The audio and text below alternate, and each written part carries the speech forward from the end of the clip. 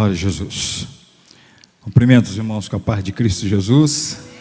Privilégio e alegria estarmos aqui nesta casa, ou melhor, neste endereço, nesse espaço pela primeira vez, mas tendo o privilégio de estar mais uma vez com esta casa de Deus, a convite do servo do Senhor, do casal de pastores e esse ministério, para mais uma vez adorarmos ao Senhor.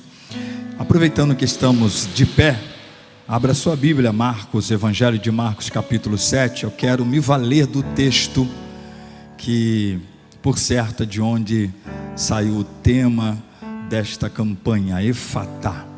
E quero poder compartilhar com você algumas coisas que me são admiráveis na vida de Jesus, e que são coisas que podem também realizar o abrir de portas, de oportunidades, de situações favoráveis na sua vida, o efatá de Deus acontecer na sua vida também de maneira especial. Marcos capítulo 7, a partir do verso 31, eu quero ler com vocês esse texto que nos diz assim: de novo Jesus se retirou das terras de Tiro e foi por Sidom até o mar da Galileia, através do território de Decápolis. Então lhe trouxeram um surdo e gago, e lhe suplicaram que impusesse as mãos sobre ele. Jesus, tirando-o da multidão à parte, pôs os dedos nos ouvidos dele. Depois, cuspindo, aplicou saliva na língua do homem. Então, erguendo os olhos ao céu, suspirou e disse: Efatá, que quer dizer, abre-se. E logo os ouvidos do homem se abriram e o empecilho da língua se soltou, e ele falava sem dificuldade. Jesus lhes ordenou que não contassem isso a ninguém. Porém, quanto mais recomendava, tanto mais eles o divulgavam. Ficavam muito admirados, dizendo: tudo ele tem feito muito bem. Faz até os surdos ouvirem e os mudos falarem. Pode sentar dando glória a Jesus. Quem de nós que não precisa que portas se abram? Quem de nós que não necessita de efatás, bem no plural, para a nossa vida? Quem de nós que não precisa desbloquear alguma coisa? Quem de nós que não precisa que caminhos se abram? Quem de nós que não necessita que coisas extraordinárias possam se fazer realidade em nossa vida? E esse é um texto que me chama a atenção, porque ele é um texto peculiar do evangelista Marcos. Só Marcos que vai relatar, vai narrar isto que aqui acontece. Um surdo mudo que é agraciado por Jesus, e o efatá, o abre-se, acontece na sua vida.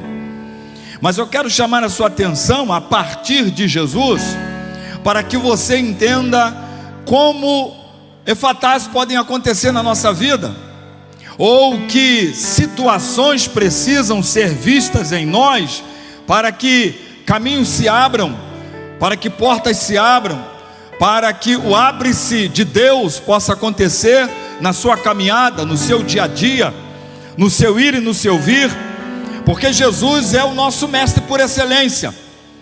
Das 90 vezes que se referem a Jesus nos evangelhos, 60 delas são chamando-o de Rabi, ou Rabone, ou mestre, significando dizer que se a gente quer coisas que se abram, se a gente necessita de portas que se abram, se a gente necessita de efatás em nossa vida, precisamos dar uma olhadinha para Jesus, e a partir dele a gente ter os caminhos necessários para que a gente possa experimentar coisas extraordinárias de Deus em nossa vida.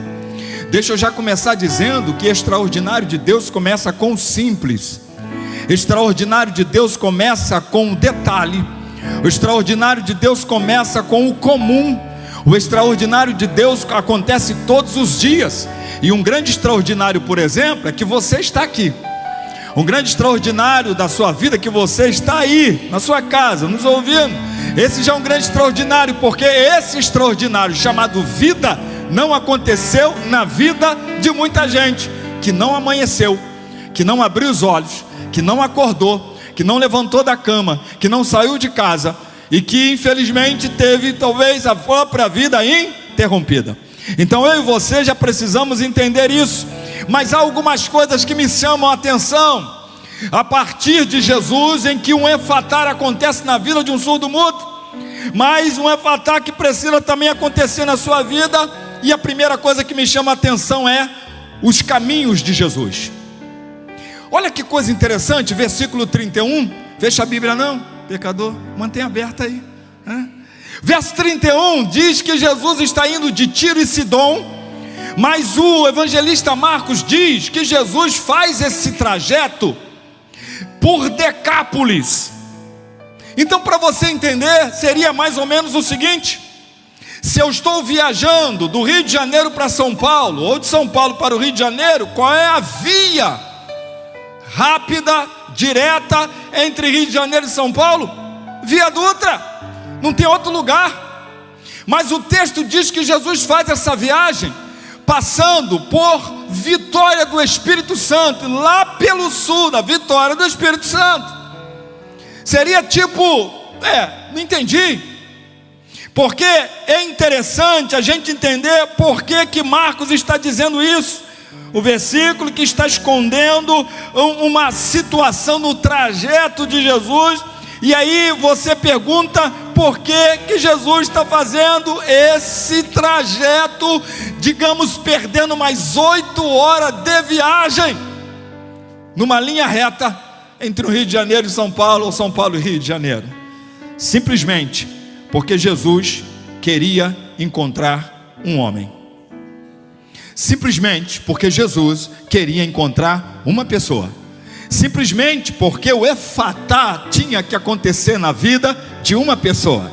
Simplesmente porque esse milagre tinha que acontecer. Deus está mais interessado no caminho que se faz do que no lugar que se chega.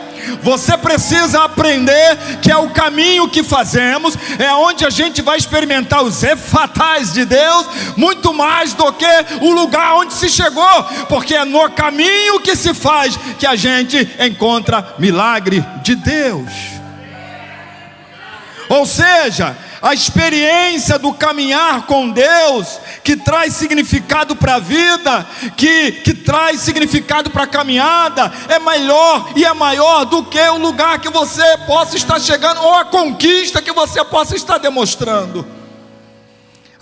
E é muito importante você saber que Jesus só faz esse caminho por causa de gente. Jesus não faz esse caminho por causa de coisas. Jesus não faz esse caminho por causa de posições. Jesus não faz esse caminho por causa de fama. Jesus não faz esse caminho por causa de nada, a não ser por causa de gente. E vale dizer que não era multidão. Olha meu dedinho. Entende? Uma pessoa vale muito. Lembra daquele texto que se uma alma se converte ao Senhor, existe o quê? Festa no céu. Então efatás de Deus acontecem na sua vida se você imitar Jesus. O quê? Se você fizer o caminho que é o caminho necessário, que valoriza a gente, para que Deus então a partir do caminho faça milagres e coisas extraordinárias em você e através de você e talvez por causa de você. Que tipo de caminho que você tem feito? Que tipo de caminho é o seu? Que tipo de caminho tem sido o seu? E você querendo efatás de Deus? E você querendo que Deus abra e que Deus faça? Mas que caminhos têm sido os seus? Versículo 32 me diz uma outra coisa. Primeiro, são os caminhos que me traz essa admiração de Jesus e que faz com que a gente entenda que nossos caminhos são caminhos que precisam estar na direção dos efatás de Deus. Mas os objetivos, quais são os objetivos de Jesus? O texto diz que o objetivo é o para quê. Para que Jesus fez esse caminho? E se alguém perguntasse por que está dando essa volta toda, de Tiro para Sidão, passando por Decápolis, de Rio de Janeiro para São Paulo, passando pelo sul, de Vitória do Espírito Santo, por que esse caminho? Está querendo gastar dinheiro? Está querendo perder tempo? O que você está querendo fazer na vida? O sacrifício do mestre não visava coisa, visava pessoas. Ele sacrificou-se num trajeto quase impossível, só para alcançar alguém, porque o objetivo era ser instrumento de Deus na vida de alguém. Às vezes o teu efatá só acontece depois que Deus te usa para o efatá de outro acontecer primeiro. Jesus tem essas pegadinhas celestiais com a gente. Deus tem esses negócios assim, dessas pegadinhas, desses laços divinos na vida da gente. É alguém que passa a noite inteira pescando. É alguém que joga a rede para todo lado. Alguém que conhece o mar na palma das mãos. Amanhece o dia frustrado, pescou nada. Aí imagino eu, está escrito não, deve ter jogado até rede para o alto. Sai que passou um peixe voador, não sei, não consegui pescar. Aí me aparece Jesus e diz assim, que ele já está lavando a rede, já embrulhando a rede, já encostando o barco. Jesus disse, ô Pedro, Tiago, me empresta o seu barco um pouquinho, por gentileza? Porque tem uma multidão aí, eu estou precisando usar aqui todo o movimento acústico aqui da natureza, eu preciso do seu barco. Aí entra no barco do Pedro, fica assim meio na beirinha do lago de Genezaré, começa a ministrar sobre todo mundo, abençoa todo mundo. Aí fico eu imaginando o Pedro dizendo, Jesus, eu estou desviado mesmo, Senhor. Tá ruim comigo, porque esse barco foi o barco da decepção, foi o barco da frustração, foi o barco que não me deu nenhuma alegria a noite inteira. Agora veio o mestre, usa o barco e está abençoando essa multidão. Jesus, onde foi que eu errei? Onde que eu pequei? O que aconteceu?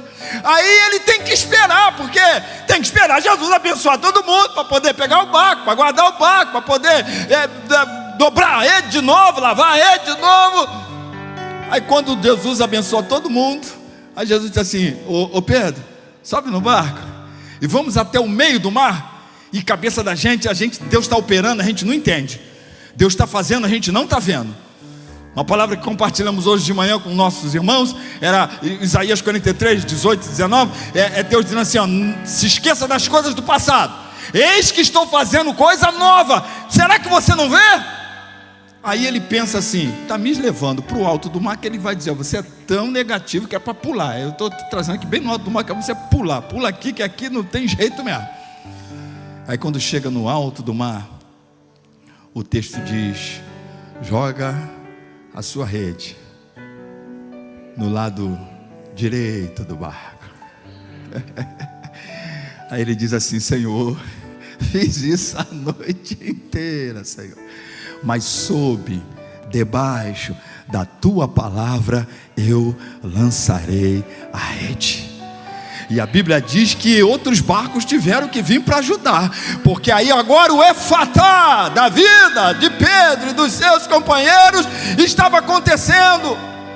Então, o que esse texto diz para mim quais são os seus caminhos, mas quais são os seus objetivos. Jesus me diz que o meu objetivo, se são pessoas, se são vidas, se são gente, é de ser instrumento na vida de outros. Opa, eu estou no caminho dos efatás de Deus, a minha vida.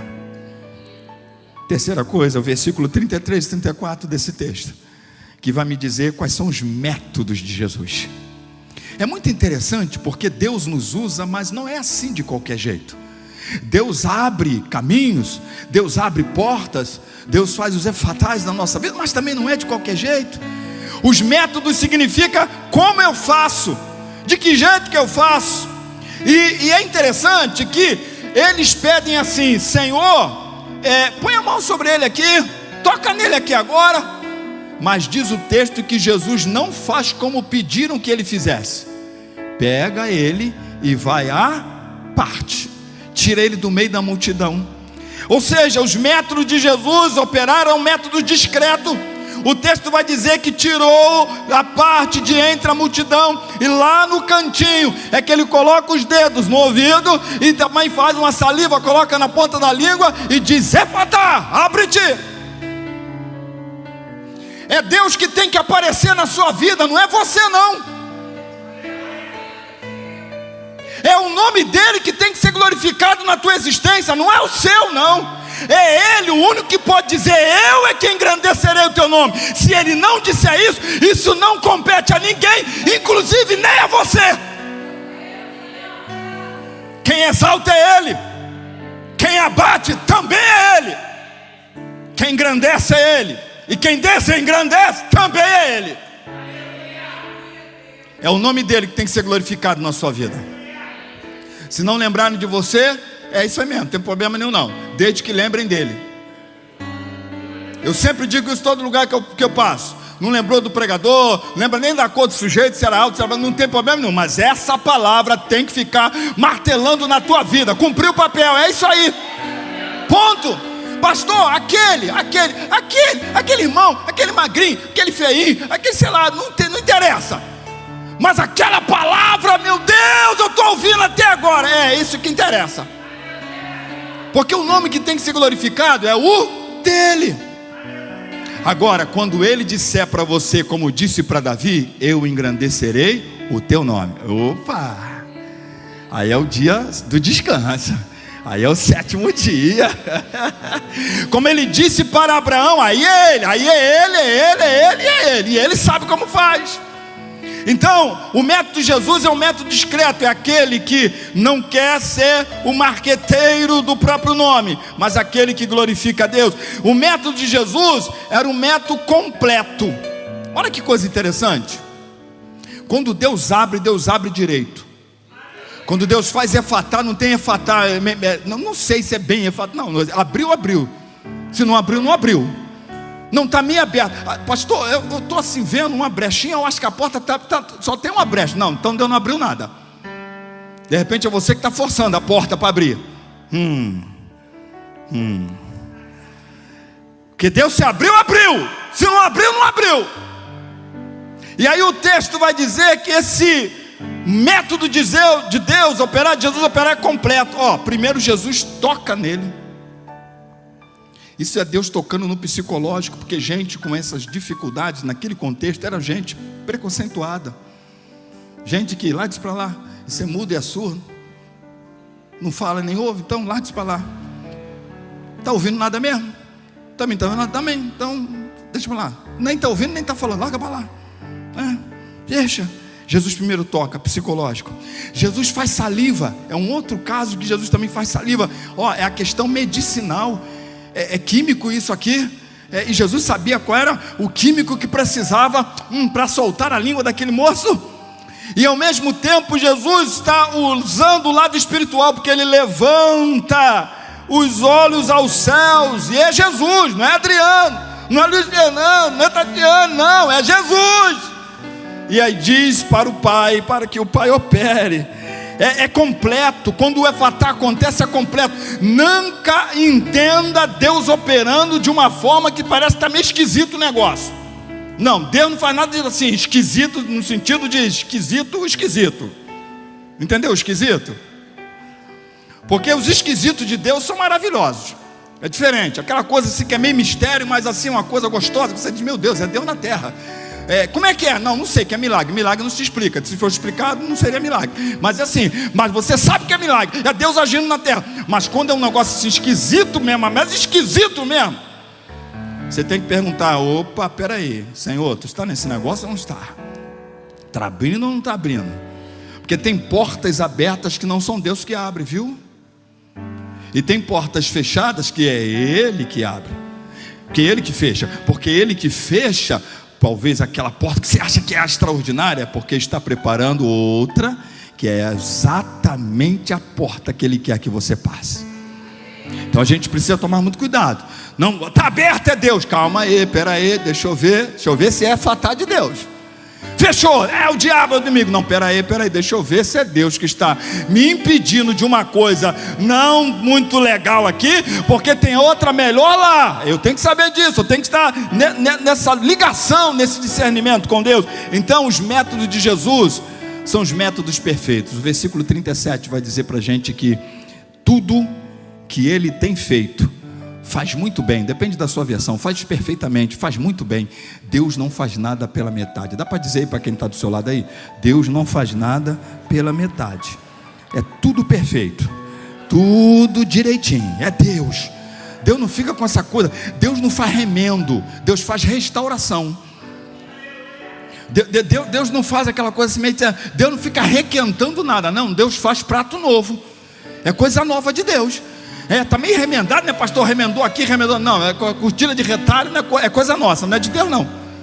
Deus não faz essa coisa de cortina de retalho, não. É isso aqui de Deus, não é de Deus, não.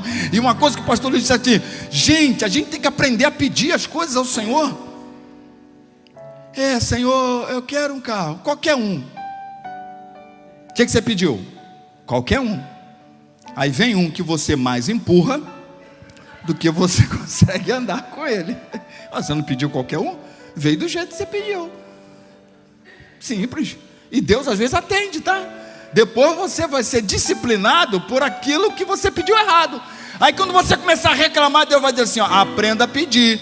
Eu dei do jeito que você pediu qualquer um. Aí eu vi ali na esquina um qualquer um mesmo, te entreguei o qualquer um. Agora se você dissesse, eu quero um carro bom, eu quero um carro do ano, eu quero um carro assim, eu quero poder fazer a tua obra, eu quero poder viver com uma tranquilidade, aí sim, aí eu teria trabalhado certinho na sua vida. Vale um amém, irmã? Então, para a gente fechar essa palavra, o verso 36 e 37, os propósitos da tua vida.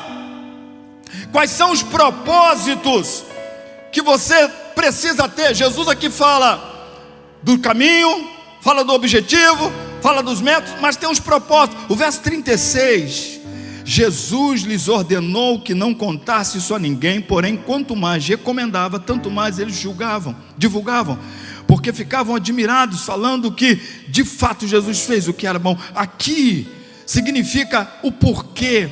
Qual é a finalidade, qual é a razão dos seus caminhos, dos seus objetivos, dos seus métodos. O que esse texto está dizendo é que o Senhor Jesus está glorificando o Pai. O Senhor Jesus está no centro da vontade de Deus. Se eu não esquecer, depois eu vou lhe passar um filme que ele é, e nós passamos lá na igreja para os irmãos, transformamos a escola dominical sobre isso. É um filme contando a história de um casal trabalhando na Nigéria. Trabalharam 20 anos na Nigéria, chegando com aquela situação de ocultismo, aquele grupo Boko Haram e etc. E como era um campo missionário perigosíssimo, e aquele pastor Paulo e Raquel, ele entendeu o chamado de Deus. A primeira coisa que ele perguntou a Deus foi o seguinte: Senhor, como é que eu vou ficar aqui na Nigéria, nessa situação que eu não sei a que horas eu continuo vivo? A resposta de Deus para ele e para a esposa, que também entendeu na hora: estar no centro da minha vontade é o lugar mais seguro da terra. Estar no centro da minha vontade é o lugar mais seguro da terra. E eles ficaram 25 anos lá fazendo um trabalho na Nigéria e ganhando vidas para Jesus. Vidas para Jesus. Assim. Porque cultos como esse grupo Boko Haram e esses outros cidadãos lá chegavam e saíam matando assim, só matando tranquilamente e vai embora. E normalmente matavam mais homens do que as mulheres. E esse pastor, esse casal trabalhou com 6.000 viúvas naquele lugar. Aí um belo dia, no lugar onde eles estavam, trabalhando com essas mulheres, trabalhando com crianças, me chega uns 15 ou 20 mais ou menos daqueles, tudo armado na porta. Aí ele ficou preocupado e disse para a esposa: se esconde lá você com o restante e tal. E ela do lado disse: não, senhor, estou aqui junto contigo. Se for para morrer, é agora. Aí os outros que estavam lá ajudando, estamos aqui também. Ficou todo mundo na porta. E aí chegou aquele monte de homem, tudo armado, tudo forte. E aí, quem é o Paul aqui? Quem é a Raquel? Aí ele, sou eu. Aí ela, sou eu. É aqui que vocês estão ensinando, estão instruindo pessoas? Aí ele disse, sim, é aqui. Mas pensando, vai matar todo mundo. Aí ele disse assim, só que aqui a gente ensina sobre Jesus, aqui a gente não ensina sobre guerra. Aí o rapaz que era o que liderava todos aqueles rapazes, outros, tudo armado com a arma assim. E aí disse para ele assim, não, de luta a gente já sabe. A gente não quer saber de luta não, a gente quer saber sobre Jesus. E foram todo mundo colocando as armas no chão, colocando as armas no chão, colocando as armas no chão, colocando as armas no chão, colocando as armas no chão. Aí ele ficou olhando para a esposa, olhando para o outro varão. Aí daqui a pouco ele disse assim, Deus é bom, é. E o rapaz que estava liderando, eles estavam construindo mesmo naquele espaço. O rapaz botou as armas no chão, saiu andando, foi pegar o tijolo e disse para ele, como é que é? Vamos embora, vamos pegar o tijolo, vamos. Aí começou a dar ordem para os rapazes são tudo, acabaram de largar as armas, foram pegar tijolo para poder. O lugar mais seguro da terra, o centro da vontade de Deus na sua vida. O lugar mais seguro do planeta Terra para você estar e para você fazer o que tem que se fazer é no centro da vontade de Deus. A geografia é a segunda instância. O tempo e o ano é a segunda instância. A primeira instância é, estou no centro da vontade de Deus? Opa, estou assim, pastor. Está no lugar mais seguro da terra. Até o dia que o Senhor quiser nos chamar. Então, o propósito é esse. E eu fecho dizendo, não se esqueça que detalhe. Você sabe que cidadezinha é essa aqui? Que Jesus faz esse trajeto só para achar um homem, pastor? É a cidade de Gadara. Você lembra da cidade de Gadara? Em que Jesus liberta um endemoniado. E a cidade dá um chute no traseiro de Jesus e diz assim, vai embora. Vai embora porque a tal libertação desse cara fez a gente perder 2.000 porcos. Sai fora. A gente não quer o Senhor aqui não.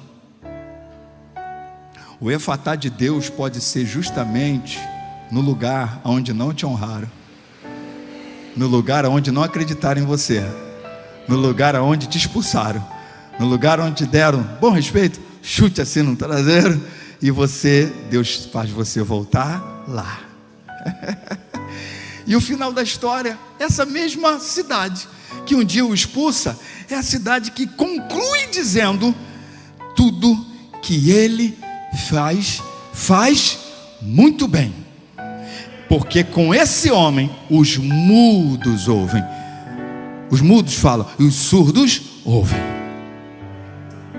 Por isso, meu querido irmão, não esqueça, porque é algo extraordinário. Jesus não queria aparecer, queria mostrar Deus para aquele povo.